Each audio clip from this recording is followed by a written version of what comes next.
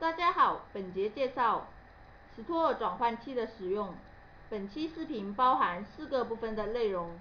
第一部分为斯托尔转换器的转换要求。第二部分是转换器的转换参数介绍。第3部分为转换操作过程。第4部分为操作演示。首先来看一下转换要求。第一个是对斯托尔制版系统的版本要求，支持的版本是 M1 到 M1 Plus 5.9.048。如果超过了 M1 Plus 5.9.048，将无法进行转换。第二个是需要的文件要求，需要的是斯托尔制版生成的 SIN、JAC、SET 这3个文件，或者 M1 Plus 生成的 SETX 文件，或者是这3个文件的压缩文件。再看第2部分的内容，转换参数介绍。打开斯托尔转换器，对照进行讲解。第一个参数，初次夹指动作行，也就是机器第一次出夹指的行，这里可以进行指定。这里的行对应着斯托尔程序指令的行程数，默认的是120行。方针段数，也就是转换之后001文件里面方针的杜牧段数。不管原来在斯托尔制版中的方针段数设置的是多少，在这里可以被统一的指定为1个段数，默认为27段。第3个是冲突杀踢出帧数，同导轨砂嘴冲突时，砂嘴被踢出的帧数，这也可以进行指定。第4个是分别方针，意思是否将一行相邻的2帧方针动作拆解为2个行程动作。这里在制版系统里讲解一下。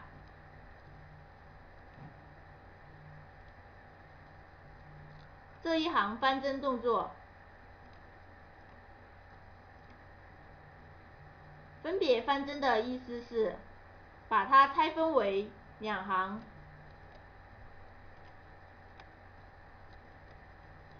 分别进行方针。再看下一个参数，1格2方针。刚才举例说明了分别方针，再讲解一下1格2方针。1格2方针还是这一行方针，把它拆解为3行完成。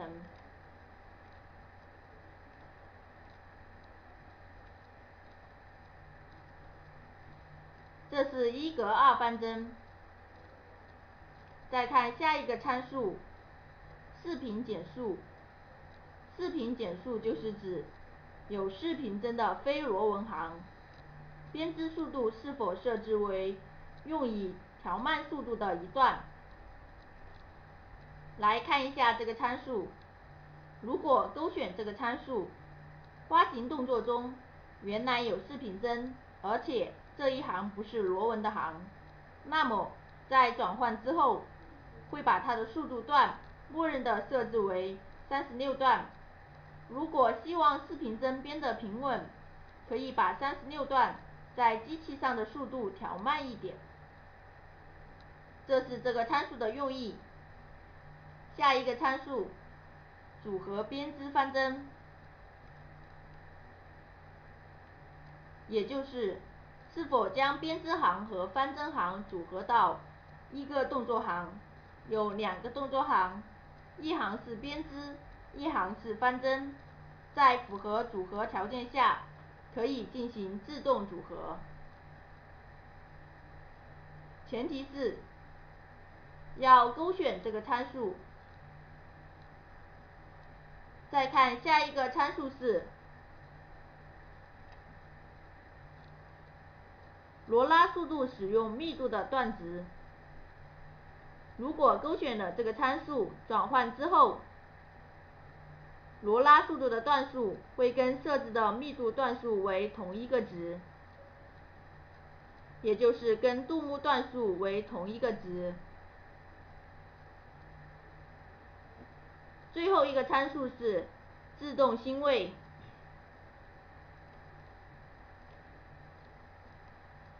也就是是否将没有视频帧的行，系统自动设置为针对针的位置。因为针对针这样的花型编织出来，像角花这样的花型，可以看起来更对称一点。但是转换是有条件的，是没有视频帧的行才可以进行这样的转换。另外，所有的转换器设置的参数都会自动的进行保留，关闭转换器之后，下次再进行启动时，比如说这里改为30，会保留下来，转换之后这个参数就是30段。下一步讲解一下转换操作过程。第一部分是打开转换器，选择目标文件，参数设置，选择转换保留文件，设置杜牧与速度对应的段数值，最后转换成功。操作一下，首先选择要转换的文件，刚才说了，需要的是 SIN 这3个文件，或者是它们的压缩文件。Store 压缩文件后缀名一般是 ZIP， 这里选择一个 ZIP 的压缩文件进行试验一下。打开，然后选择要转换的文件，打开，开始转换，选择转换后文件生成的路径。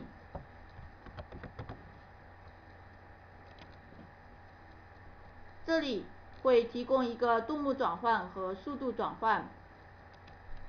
这里左边是Store原花型中使用到的所有杜牧段值，可以把这些杜牧段值转换为在自己机器上所使用的杜牧段值，可以做一个一一对应的转换。点击确定，速度也一样，可以做对应转换。确定，转换成功了。以上就是转换操作过程的一个演示过程。刚才演示的是单文件的转换，现在为大家演示一下批量转换。用 Shift 键选择所有的 Store 上机文件，然后打开。这里有一个列表，显示了所有被选中的文件。然后点击开始转换。也可以选择一个生成的路径，点击确定。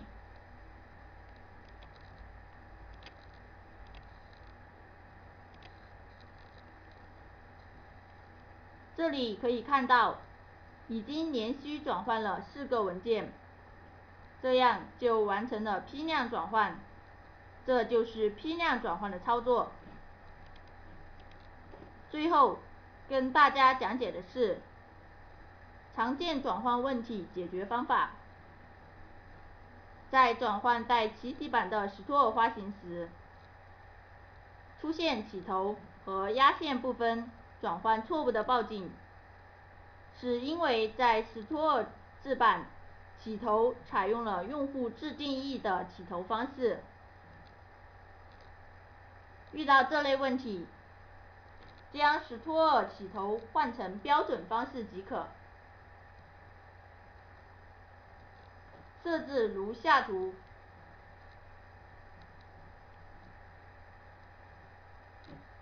本节介绍完毕，谢谢大家。